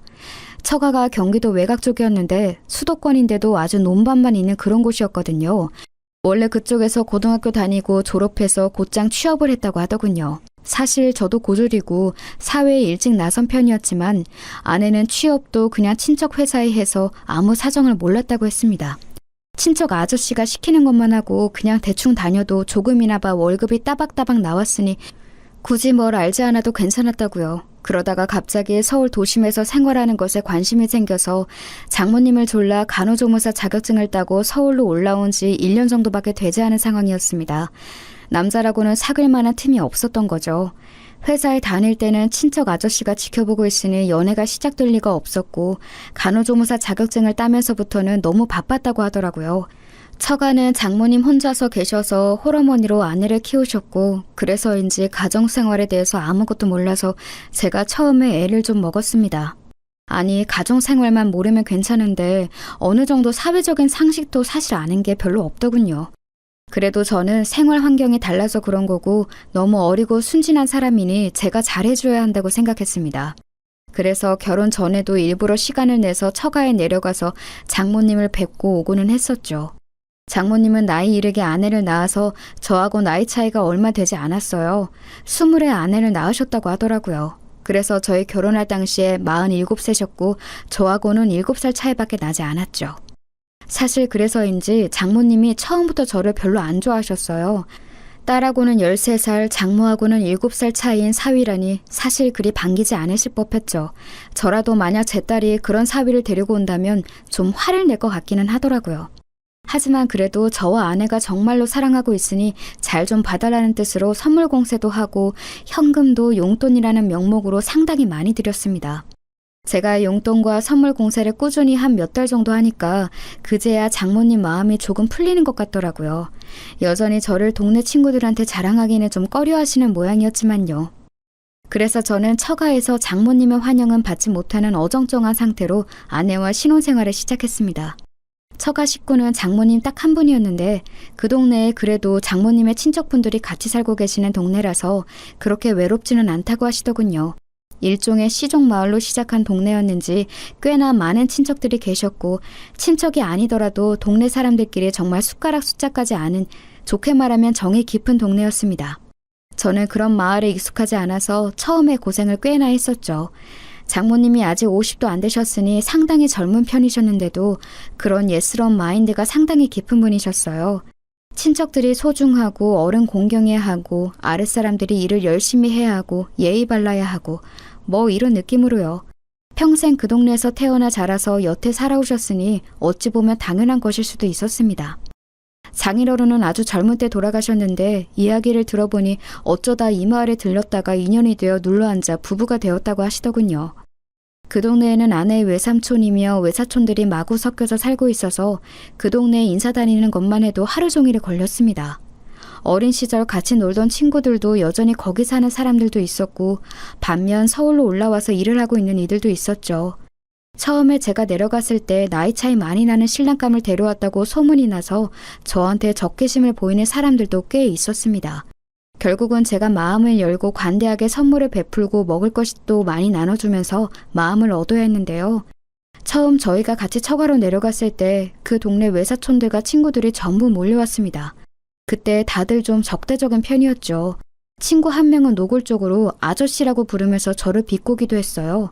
그런데 사실 겉만으로 봐도 제가 아저씨이긴 해서 그다지 화도 안 났습니다.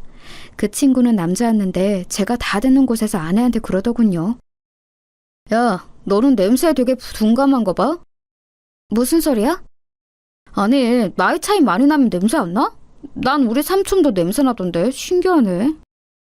그 친구는 제 쪽을 흘끔거리며 보면서 그렇게 비웃고하대더군요.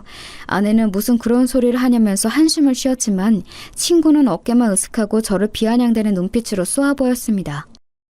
그리고 나이 차이 많이 나면 남편이 바람도 잘 핀다더라. 괜찮은 거야? 난 바람 피는 사람이 제일 싫더라. 신이 없고 더러운 게 싫어. 그럴 일 없어. 아내가 단칼에 잘랐지만 저도 처음에는 좀 울컥하고 화가 났었죠. 사람이니 당연한 일 아니겠습니까? 하지만 며칠 처가에 머물면서 그리고 그 후에도 반복적으로 처가에 내려가 잘 지내보려고 노력하면서 이들은 그냥 제가 마음에 안 들었던 것일 뿐 나쁜 사람들은 아니라는 확신이 들더군요.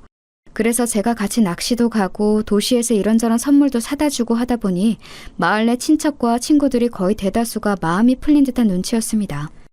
다만 아내한테 냄새에 운운했던 그 친구는 제법 오래 저한테 앙심을 품고 있는 것 같았어요. 저한테야 그 친구도 정말 띠동갑도 넘는 아주 어린 친구였으니 저는 인내심을 가지고 천천히 기다리면 될 거라고 여겼습니다. 그러던 중 결혼한 지 아마 1년 정도 지났을 때일 겁니다. 아내가 어렵사리 저한테 말을 꺼내더군요. 여보, 혹시 당신 공장에 자리 있어요? 응? 왜? 아니, 내 친구가 지금 사정이 좀 안 좋은데 일자리가 안 구해진다고 해서 혹시 한 자리 정도면 남지 않을까 싶어서요. 마침 저희 공장에서 채용 기간이기는 했습니다. 생산하는 직무는 몸이 꽤 힘들어서 사람들이 많이 나가고 들어오거든요. 저야 뭐 손해볼 일이 아니라서 그 친구를 오라고 했습니다. 어떤 친구인지는 몰랐지만요. 그런데 와보니 바로 그 냄새에 운운하던 친구였던 거예요. 저는 좀 놀랐지만 그래도 이 어린 친구가 어렵다고 하니 한번 기회를 줘보자 싶었습니다. 그 친구도 좀 난처한지 저한테 눈을 못 맞추고 있더라고요. 난감해하고는 있지만 역시 자기 사정이 어려운지라 꼭 일자리를 잡고 싶어하는 게 보이기도 했죠. 그래서 저는 그 친구를 채용해 주었습니다. 단 생산직은 아니고 사무실 관리직이었죠. 사실 생산지 쪽은 상당히 업무 환경이 좋은 편은 아니라서 일을 안 해본 사람이 단번에 적응하기는 힘들 거였어요. 물론 신규로 들어온 사람들은 다들 동일한 상황에서 적응하지만 와이프의 고향 친구니만큼 그렇게 두고 싶지는 않았죠. 그리고 괜히 안 좋은 일자리에 채용했다가 나중에 원망을 듣는 것보다는 그래도 편하고 중요하지 않은 자리에 채용해주는 것이 낫지 않을까 싶었고요. 그러면서 물론 아내의 처가 고향에서 제 평판이 좀 올라가길 기대한 것도 있었습니다. 아내의 친구는 너무 감사하다면서 저한테 눈물을 흘리면서 고마워했습니다. 저는 좀 머쓱하기는 했지만 사실 어려울 때 일자리 잡는 게 얼마나 절박한 일인지를 잘 알아서 또 도움이 되었다니 기쁘기도 했었죠. 처음에 그렇게 저한테 적대적이던 그 아내 친구는 사무실로 들어와서는 이제 저한테 언제나 감사의 눈길을 보내는 직원이 되었습니다. 일을 시켜보니 생각보다 아내 친구가 무척 빠릿하고 일을 잘하더군요. 여태까지 시골에서 농사 관련 일만 했다는 게 믿어지지 않을 정도로 숫자 감각도 있고 정리도 잘했습니다. 그래서 좀 두고 보다가 거래처 관리를 맡겼는데 그것도 곧잘 해냈습니다. 한 반년 정도 일을 시켜봤더니 이건 그 친구가 일자리 줬다고 고마울 게 아니라 이렇게 일 잘하는 사람이 우리 사무실에 와줘서 제가 고마울 판이더군요. 그래서 인센티브도 주고 잘한다고 칭찬도 해줬더니 더 열심히 일하면서 그렇게 좋은 관계가 되었습니다. 아내는 그런 이야기를 들으면서 저한테 무척 고마워했죠. 아내는 처가나 고향과 관련해서 여러 가지로 저한테 미안하다고 여러 번 사과를 했습니다. 사실 제가 노력해서 장모님이나 고향 사람들의 태도가 많이 부드러워지기는 했어도 여전히 평균보다는 좀 더 까칠했어요. 장모님은 제가 내려갈 때마다 그리 좋지 않은 얼굴로 나와서 저를 맞이하셨죠. 걸핏하면 왜 내려왔냐? 난 그냥 죽게 내버려둬라. 어린 마누라 두고 다른 년한테 눈길 돌아가면 가만 안 둔다.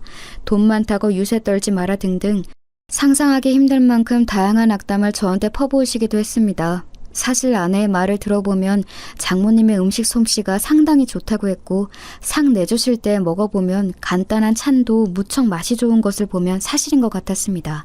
하지만 장모님은 제가 내려갔을 때는 그리 거하게 상을 차려주시지는 않았어요. 언제나 냉장고에 들어있던 반찬통만 꺼내서 늘어놓고 밥만 퍼서 담아서 내주시고는 했죠. 물론 그것마저도 무척 맛있어서 저는 불평분만 없이 깨끗하게 비워놓고는 했습니다만 논밭만 있는 가운데라고는 해도 처가집도 당연히 벽돌주택이었습니다. 지은 지 오래되어서 무척 낡아서 여기저기 수리가 필요하기도 했죠. 장모님은 집에 남자가 없어서 집 고칠 곳에 하나도 손을 못 댔다면서 제가 내려가면 언제나 집 수리할 곳에 저를 데려가 세워놓고는 했습니다. 하지만 제가 전문가도 아닌데 어떻게 지붕이나 비 새는 곳, 벽 곰팡이 핀 곳을 다시 고쳐놓겠습니까? 한두 번은 가까운 번화가에서 집 수리하는 사람을 불러다가 수리를 맡겼는데 오래된 집들이 항상 그렇듯 계절만 바뀌어도 또 고칠 곳이 생겨나고는 했죠. 저는 고민하다가 결국 큰 마음 먹고서 장모님께 작은 집을 한 채 새로 사드리기로 했습니다. 다행히도 그 마을에 전원주택이 매물로 나온 곳이 있었고 외진 곳이라서 그리 비싸지도 않았어요. 서울 집값을 생각한다면 정말 놀라울 정도로 저렴하기도 했죠. 그런데 아무리 저렴한 집이라고는 해도, 그리고 제 명의로 매매해서 사시라고 드린 거기는 해도 장모님은 그 정도로도 별로 기뻐하시지를 않더군요. 무뚝뚝하게 저한테 밥이나 먹고 가라 하면서 찌개를 새로 끓여주신 게 다였습니다. 그때 장모님이 새로 끓여주신 찌개를 처음 먹어봤네요. 물론 대단히 맛있었습니다만 제가 기대했던 반응과는 차이가 좀 있어서 섭섭하기는 했었죠. 아내는 제가 그 집을 매매해서 장모님께 사시라고 드리자 너무너무 기뻐했습니다. 장모님과는 달리 아내는 감정 표현이 풍부한 사람이었거든요. 그래서 저는 장모님 대신 뛸 듯이 기뻐하는 아내의 모습을 보면서 만족했습니다. 사실 제가 행복하게 해주고 싶은 사람은 어린 제 아내이지 장모님이나 아내의 고향 사람들이 아니니까요.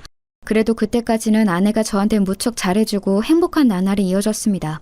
그런데 얼마 안 가서 좀 이상한 일들이 일어나기 시작했죠. 저는 공장을 돌리는 사업을 하고 있어서 공장이 위치해 있는 외곽 지역으로 자주 출장을 나갔습니다. 보통은 바로 집으로 돌아오고는 하지만 거래처에서 사안이 급한 주문이 들어올 때는 직접 직원들을 데리고 밤샘 작업을 감독할 때도 있었죠. 공장장으로는 가끔 말을 안 듣는 사람들도 있어서요. 저희가 원자재를 수급해서 오는 거래처 관리도 당연히 해야 했습니다. 그런데 원자재 공급해주는 거래처 중에 좀 사정이 딱한 분이 한 분 있었거든요. 그분은 법인도 아니고 개인 사업자였는데 원래는 개인 사업자하고 불안정해서 가능하면 거래 안 하려고 하는데 그분이 약간 집안 사정도 힘드시고 아내도 사별했다고 해서 제가 안타까운 마음에 좋은 가격으로 거래를 하고 있었습니다. 거래처 그분은 절 만나면 언제나 무척 고마워하면서 허리를 숙였고 힘든 사정에도 열심히 일하시는 그분이 안타까워져서 저는 언제나 밥과 술을 사면서 같이 이야기꽃을 피우고는 했거든요. 그분하고는 그래서 거의 친구처럼 지내고 있었습니다. 나이도 거의 비슷했고요.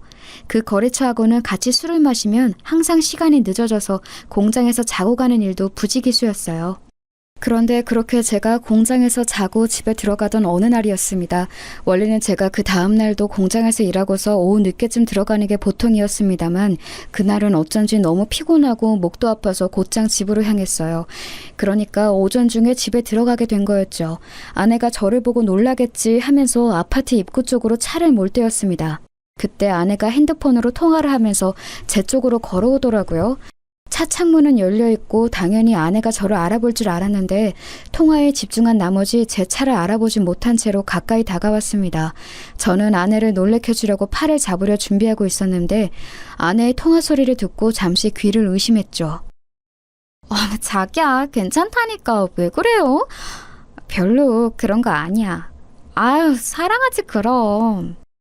아내 입에서 나오는 자기야 사랑한다는 말에 저는 잠깐 굳었습니다. 뭘 그런 걸 걱정해. 아우, 남편 걱정하지 마요. 아내는 제가 가까이에서 듣고 있다는 것도 까맣게 모른 채 통화에 열중하면서 걸어갔죠. 자기, 사랑한다, 남편, 걱정. 대체 누구와 통화를 하기에 저런 말을 하는 건지 알 수가 없었습니다. 저는 망설이다가 아내가 저만치 걸어간 이후에 차를 지하주차장에 넣은 후 차 안에 앉아서 잠시 멍하니 생각했습니다. 설마 불륜일까? 그렇게 생각하고 싶지는 않았습니다. 아내의 경쾌한 말투나 발랄한 웃음이 혹시 친한 친구와 나눈 대화일 수도 있다고 생각했어요. 하지만 또 다른 방면으로는 이게 분명히 불륜이라는 강렬한 확신 역시 들었죠. 원래 그런 일 앞에서는 예감이 들고는 하잖아요. 그런 확신에 가까운 예감이 찾아오더군요. 저는 그래서 그날 오후 시간에 맞춰서 집으로 들어갔습니다. 평상시와 마찬가지였죠. 일부러 제가 아내가 나가는 것을 봤다는 것도 말하지 않았고 평소 공장에서 외근했다가 들어가는 것처럼 꾸몄습니다. 아내는 아무것도 모른 채로 저한테 수고했다고 하면서 얼른 음식을 만들어 식사를 차려주었죠. 아내가 방긋방긋 웃으면서 제 앞에서 종알거리며 이야기를 하는데도 집중이 되질 않을 정도였어요. 그 사이 외출을 하고 돌아온 게 틀림없는 아내는 밖에 나갈 때와는 완전히 다른 편한 옷을 입고 있었습니다. 나갈 때 제가 봤던 옷은 몸에 상당히 달라붙는 원피스였죠. 화장도 곱게 한 상태였는데 다녀와서 씻은 것인지 지금은 얼굴에도 화장기가 전혀 없는 민낯이었습니다. 저는 억지로 웃으면서 평상시의 저를 연기했습니다. 그리고 그 후로 쭉 의심이 가는 일은 없는지 아내의 동태를 살폈죠.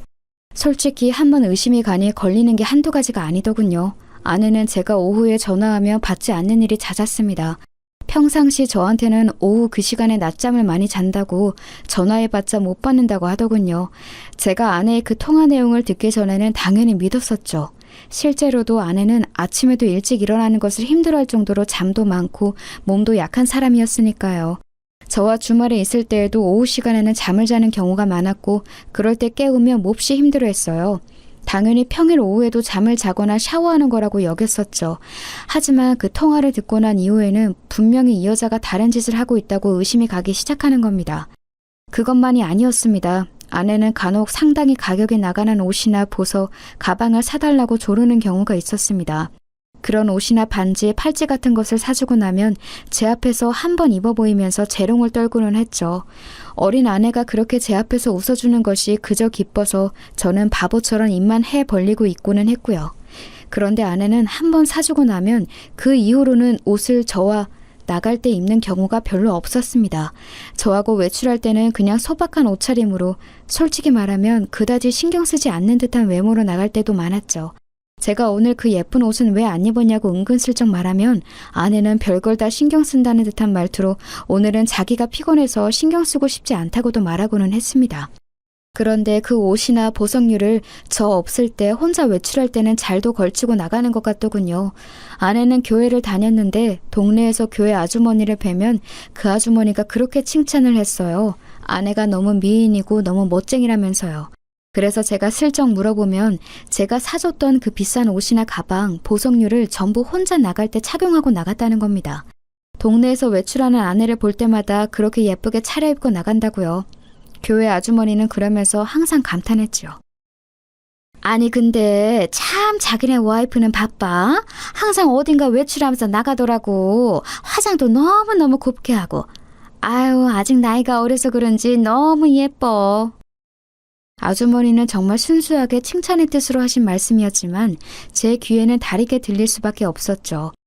저하고 나갈 때는 화장 하나 하는 것도 귀찮다고 했던 사람이 혼자 외출할 때는 갑자기 온갖 옷이며 치장을 다 하고서 나간다는 건 어딘가 이상한 일 아니겠습니까?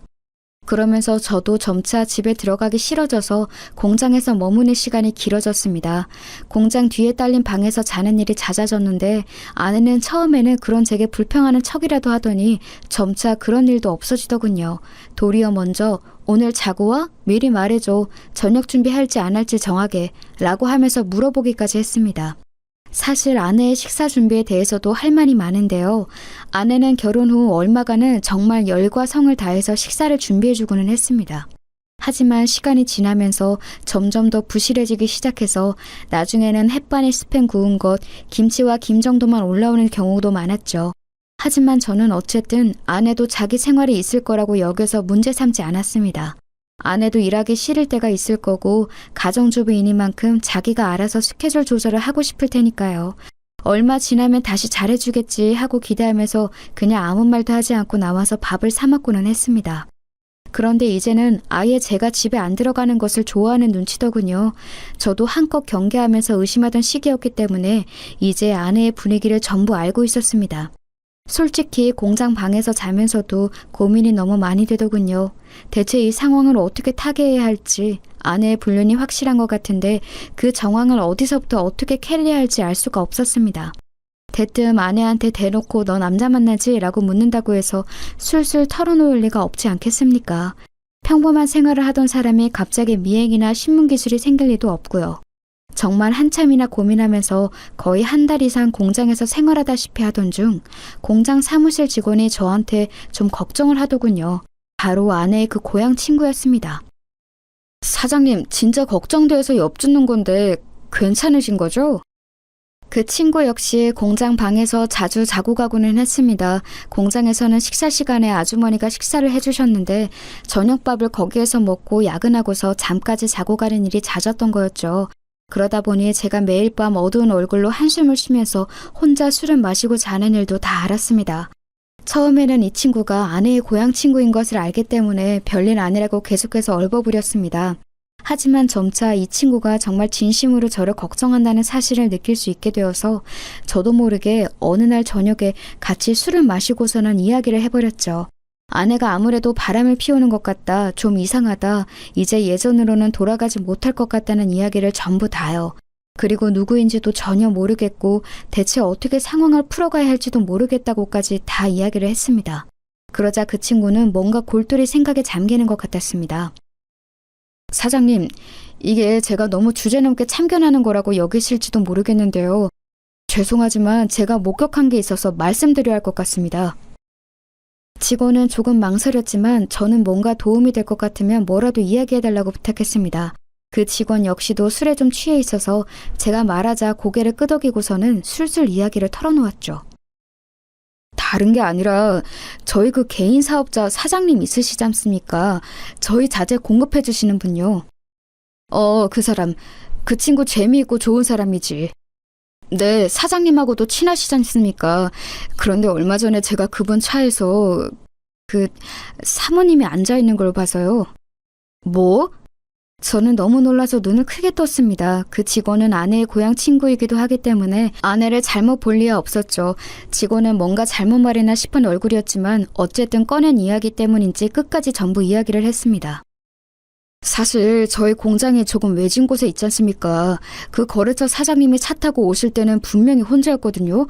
저는 그분이 격리과장님하고 이야기하시는 거 보고서 점심시간 되었길래 저쪽 카페, 차로 한 10분 거리의 카페에 갔었어요. 그런데 2층에 올라가서 잠깐 앉아 있었는데 이야기가 다 끝났는지 그 사장님이 카페에 차를 대고서 커피를 테이크아웃 해가시더군요. 그리고 그 차 창문이 열려있는 사이로 사모님이 보였고요. 직원은 제 아내이기 때문에 사모님이라고 점잖게 불러주고 있었지만 사실 그의 고향 친구이기도 했죠. 그런데도 이렇게 제게 말해주는 것이 믿어지지 않을 정도였습니다. 하지만 그 직원은 나름대로 마음고생이 있었던 모양이었어요. 사실은 그동안 사모님이 뭔가 그 거래처 사장님하고 만나는 것 같은 느낌이 들었는데 사장님께 말씀을 드려도 되는 건가 고민이 되어서요. 혹시라도 제 착각이면 정말 큰일이니까요. 그랬군. 아니야, 하지만 맞는 것 같아, 분명히. 직원은 그 외에도 거래처 사장이 누군가와 사귀는 듯한 모습을 보여왔고 차에 걸린 장식품도 아내가 좋아하는 캐릭터라서 뭔가 이상하다고 여겼다고 했습니다. 중년 남성이 보통 알록달록한 캐릭터를 차에 걸어두지는 않죠. 그런데 카페에서 아내를 목격한 이후 그것이 생겨나서 직원은 의심을 하지 않을 수가 없다고 하더군요. 정말 아찔했습니다. 한쪽은 제가 정말 사랑하는 어린 아내였고 한쪽은 꽤나 거래한 지 오래되는 나름대로 신이 있다고 생각했던 거래 상대방이었어요. 서로 협력하면서 살아온 세월이 생각보다 상당히 오래되었죠. 그런데 그런 두 사람이 제 눈을 피해서 사귀고 있었다니 상간남 상간녀였다니 말입니다. 제 친구를 배신하는 일일지도 모르지만 그래도 저는 불륜은 진짜 아니라는 생각이 들어서요. 바로 말씀 못 드려서 죄송합니다. 아니야. 말해줘서 정말 고마워. 말하기 힘들었겠지. 술의 힘을 빌려서라도 제게 사실을 말해준 그 직원이 정말 고마웠습니다. 저는 그에게 고맙다는 인사를 한 후 제 방으로 와서 자리에 누운 채 곰곰이 어떻게 해야 하나를 고민하기 시작했죠.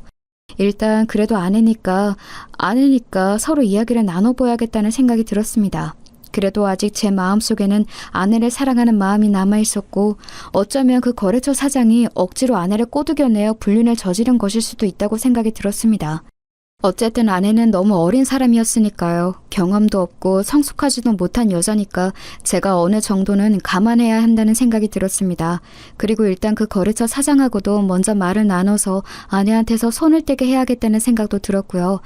그래서 그 다음날 저는 사무실로 나가서 한참 고민했습니다. 언제쯤 전화를 걸어서 무슨 말로 먼저 운을 떼어야 할까? 이제 예전처럼 친근하게 그 사장을 대할 수는 없을 테니까요. 그런데 점심 먹기 직전 시간쯤 사무실에 앉아있던 그 직원이 저한테 조심스럽게 다가왔습니다. 저 사장님, 오늘 자재 수급 때문에 거래처 사장님께 전화를 했는데 오늘은 미팅 오시기 힘드시다고 합니다. 시골 내려가셔야 한다고 해서. 시골? 갑자기?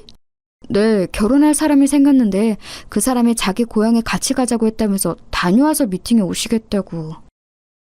직원은 조심스레 그 사장이 내려간 곳이 자신의 고향과 같은 지역이라고 전했습니다.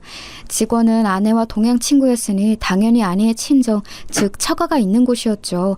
저는 정말 머리가 띵해지더군요. 불륜도 모자라 이제 아예 고향까지 데리고 가는 것인가 싶어서요. 그리고 직원이 전한 말은 더 충격이었습니다. 꼭 정말로 결혼 준비라도 하는 것처럼 말씀하시더라고요.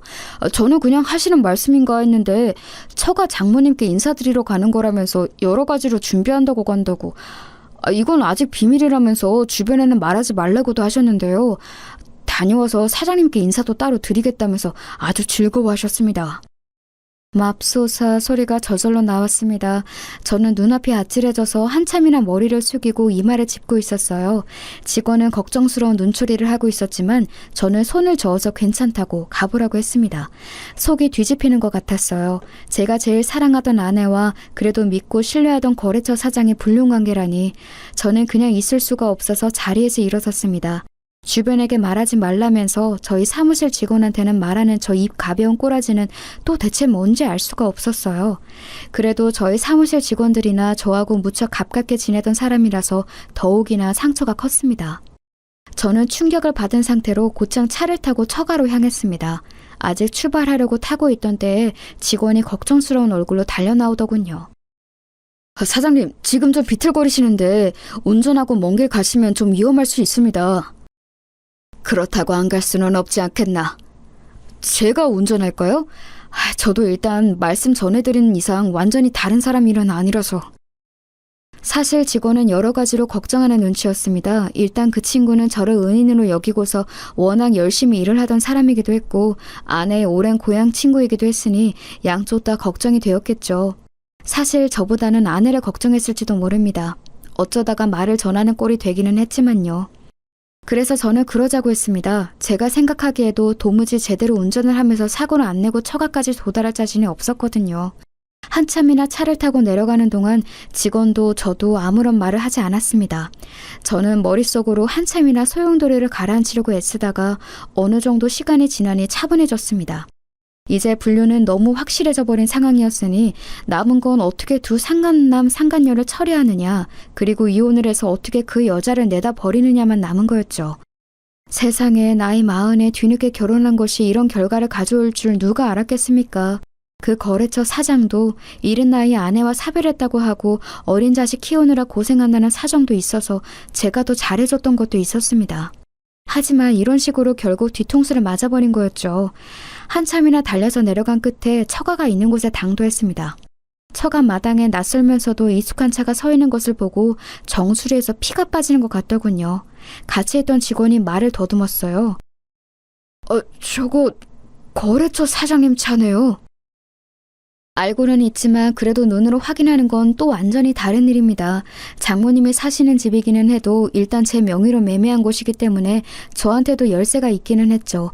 비밀번호를 눌러서 들어가는 잠금장치인데 대면 열리는 종류의 전자열쇠 말입니다. 그래서 저는 그 열쇠를 대고서 곧장 아무런 사전 경고도 없이 집 안으로 들어갔습니다. 아니나 다를까 현관에도 남자의 신발이 놓여 있었습니다. 안쪽에서는 고소하고 향긋한 냄새와 더불어서 하하호호 웃으며 이야기를 나누는 목소리가 들려왔습니다. 저는 현관 중문 바깥에 서서 멍하니 그 소리를 듣고 있었죠. 아니, 나는 이렇게 근사한 사윗감을 우리 딸이 데리고 올 줄은 몰랐어. 어쩜 이렇게 사람이 체격이 좋고 중후할까? 그럼 엄마, 내가 기다리랬잖아요, 그러니까. 칭찬 감사합니다. 제가 왔을 때와는 사뭇 다르게 아주 화기애애한 분위기였습니다. 대체 제 어디가 그렇게 마음에 안 들었던 것일까요? 제가 왔을 때는 거의 장모님이 저를 쏘아 죽일 것 같은 눈으로 노려봤는데 말입니다. 심지어 저들이 앉아서 놀고 있는 것은 제 명의에 제 돈으로 산 집안이었죠. 우리 딸이 법적으로 절차만 다 밟아서 끝나고 나면 전 남편 떨궈내고 우리 사위랑 행복하게 잘 살 거야. 지난번 그놈 진짜 지긋지긋했다. 나도 그래 엄마. 적당히 이집하고 재산만 잘 갈라서 받아내고 갈라서야지. 모녀는 그런 식으로 입방정을 떨면서 저를 씹어대더군요. 속 좁고 촌스러운 남자, 왜소한 데다 남자로서의 매력이라고는 없는 남자. 저는 중문 너머로 안에 있는 이들을 지켜보았습니다. 멀쩡한 식탁도 놔두고서 거실 탁자에 둘러앉은 세 명이 아주 분위기가 좋더군요. 장모님은 거래처 사장이 자기 접시에 음식을 다 먹은 것 같자 얼른 일어나서 가운데 있는 냄비에서 듬뿍 또 한 그릇을 퍼내서 건넸습니다. 배부르다면서 손사래를 치던 거래처 사장은 또 낼름 받아서 그걸 먹더군요. 내가 씨암탉 잡은 걸세. 이게 얼마나 귀한 손님한테만 대접하는 건지 알긴 하나? 우리 딸한테 잘해줘야 해. 우리 딸이 자네가 얼마나 매력적인지 나한테 어찌나 수다를 떨었는지 아주 내가 귀에 딱지가 다 앉았어. 장모는 유쾌하게 말하면서 거래처 사장의 등을 두드렸습니다. 사장도 아주 기쁘다는 듯이 웃으면서 허허 대답했고요. 아내는 아주 거래처 사장한테 혼이라도 빼줄 듯한 기세로 턱을 괴고 앉아서 사장을 지켜보고 있었습니다. 여태까지 저는 장모님한테 제대로 된 밥 한 그릇을 얻어먹은 적이 없었죠. 다 식어 빠진 밥에 냉장고에서 꺼내 먹다만 반찬들, 아내조차도 신혼 초에만 저한테 식사를 제대로 챙겨주었고 최근으로 오면서부터는 아예 식사를 챙기지도 않았습니다. 그런 나날들이 겹쳐 떠오르면서 속이 울컥거리더군요. 곁에 직원이 걱정되는지 움찔거렸지만 그와 상관없이 저는 중문을 벌컥 열고 들어갔습니다. 서로 아주 화기애애하게 수다를 떨며 식사를 하던 세 사람이 갑자기 열린 문 때문에 깜짝 놀라서 저를 쳐다봤죠. 아내가 너무 놀랐는지 입을 떡 벌리고서 저를 불렀습니다. 여보? 당신 어떻게 여기에? 아니, 자네 왜 여기에 있나? 여기 어떻게... 아니, 이게 아내와 장모 모두 당황해서 무어라 설명도 하지 못한 채로 말을 더듬어댔습니다. 거래처 사장은 처음에 아예 무슨 일인지 파악조차 못하는 것 같더군요. 사장님? 사장님이 여기 왜 오신 건지... 아니, 여기 무슨 거래하실 거 있으셨나요? 거래처 사장은 정말로 아무것도 모르는 얼굴로 순진하게 저한테 물어봤습니다. 저는 가만히 그를 노려봤지요.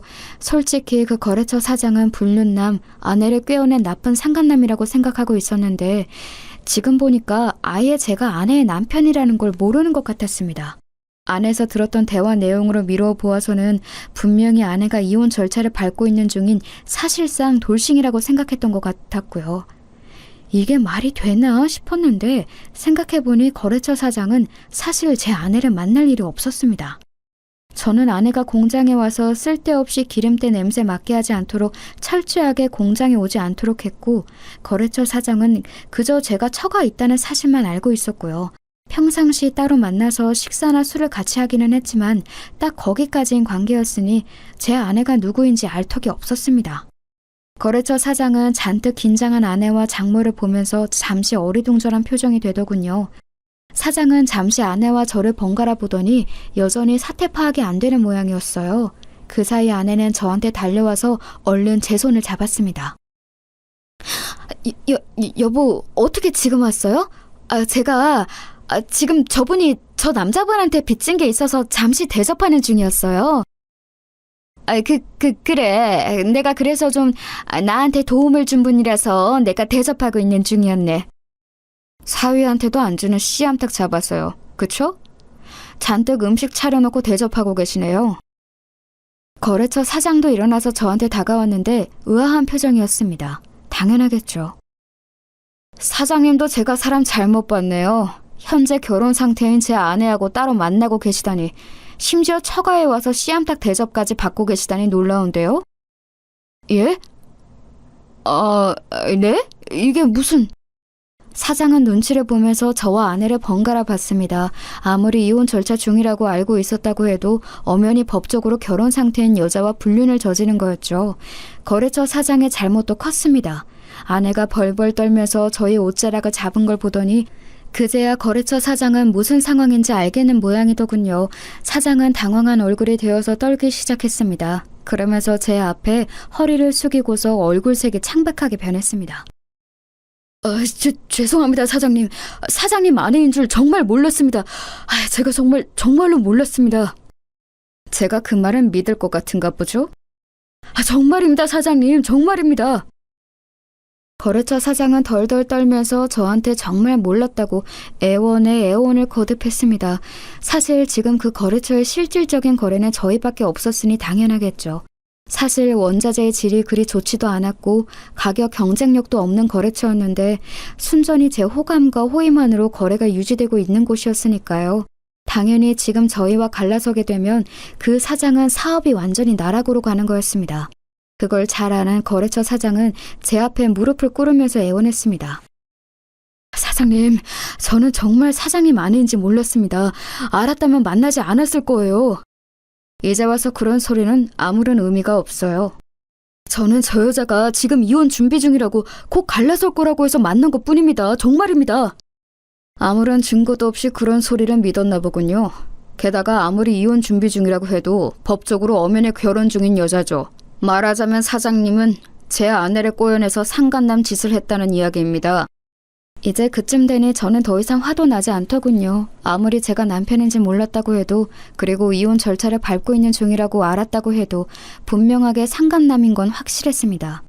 이혼 절차 중이라고 알았다는 건 다른 말로 하면 혼인관계 중이라는 사실을 알았다는 것도 되었죠. 엄연히 법적으로 남편이 있는 여자와 사귀면서 장모랍시고 그 모친 집까지 와서 밥을 먹고 앉아 있었다니, 제가 생각했던 그 사람과는 완전히 다른 됨됨이었던 겁니다. 기어코 거래처 사장이 벌벌 떨면서 울기 시작했습니다. 냄새가 났던 걸 보면 오줌도 좀 지렸는지 모르겠어요. 아무런 베이스도 없이 그저 저희 회사와의 거래를 통해서 한 달 벌어 한 달 먹고 사는 사람이었으니 당연했을 겁니다. 아예 살아갈 길이 막막한 거였으니까요. 거래처 사장이 그런 꼴을 보고서는 아내와 장모도 급하게 저한테 매달렸습니다. 여보, 진짜 생각하는 그런 거 아니에요. 저는 정말로, 그러니까 그런 관계가 아니었다고요. 그냥 빚을 져서 보답을 하려고. 지금까지도 그런 말이 먹힐 거라고 생각하는 건가? 진짜 답이 없네. 어처구니가 없더군요. 장모도 뭔가 횡설수설하면서 저한테 매달리려고 했지만 저는 그 이유를 알았습니다. 바로 지금 사는 이 집마저도 제가 사줘서 살게 해준 것이었기에 쫓겨나서 당장 길에 나앉게 될까봐 두려운 거였겠죠. 아내와 장모가 벌벌 떨면서 저한테 매달리는 것을 뿌리치고서 저는 곧장 차를 타고 올라와 버렸습니다. 함께 갔던 직원은 말없이 차를 운전해 주었고요. 섣불리 저를 위로하려 하지 않아서 그것도 고맙더군요. 결국은 이혼할 수밖에 없었습니다. 아내가 제 바지가랑이를 붙들면서 더럽게 안 놔주려고 굴기에 지금 협의 이혼에 동의하지 않으면 결국 불륜으로 소송전을 불사하게 될 거라고 이야기를 해주었죠. 유책이 그쪽이기 때문에 민사소송으로 손해배상도 진행할 거라고요. 아내는 제가 어떻게든 그렇게 할 거라는 사실을 눈치채고서 결국 협의 이혼에 동의할 수밖에 없었습니다. 그러면서 장모님이 살고 있는 집만은 어떻게 안 되겠냐고 애원했지만 제가 그걸 봐줄 이유도 없었죠. 당장 나가라고 하고서 집이 비워지자마자 다른 사람한테 팔아버렸어요. 순순히 나가면 제가 나중에 사정을 봐줘서 다시 들어오라고 해줄 거라고 생각했던지 제가 팔아버린 걸 알자마자 저한테 전화해서 난리를 치더군요. 물론 제가 그 꼴을 그냥 두고 볼 이유도 없었습니다. 다시 한번 이런 전화를 하면 경찰에 신고할 거라고 알려준 뒤에 전화를 차단해버렸죠. 당연히 거래처 사장도 거래를 끊어버렸고요. 그 사장에게 손해배상을 걸어버릴까 했지만 귀찮아서 안 했습니다. 어차피 긁어낼 수 있는 위자료도 얼마 없을 만큼 가난한 인간이었던지라 아마 저희와의 거래가 끊겨서 그대로 나앉았을 거예요. 대신 아내의 고향 친구였던 직원은 승진해서 직급을 높여주었습니다. 그 친구만큼은 이번 사태에서 제 편에 서주었던 사람이었으니까요. 나름의 고마움의 표현이었습니다. 이렇게 갈라서고 나서 저는 여태까지 혼자 지내고 있습니다. 더 이상은 어떤 여자도 믿지 못할 정도로 상처받았기 때문에 연애는 해도 결혼은 더 이상 하고 싶은 마음이 들지 않네요. 여러분도 배우자를 너무 믿지 마시기 바랍니다.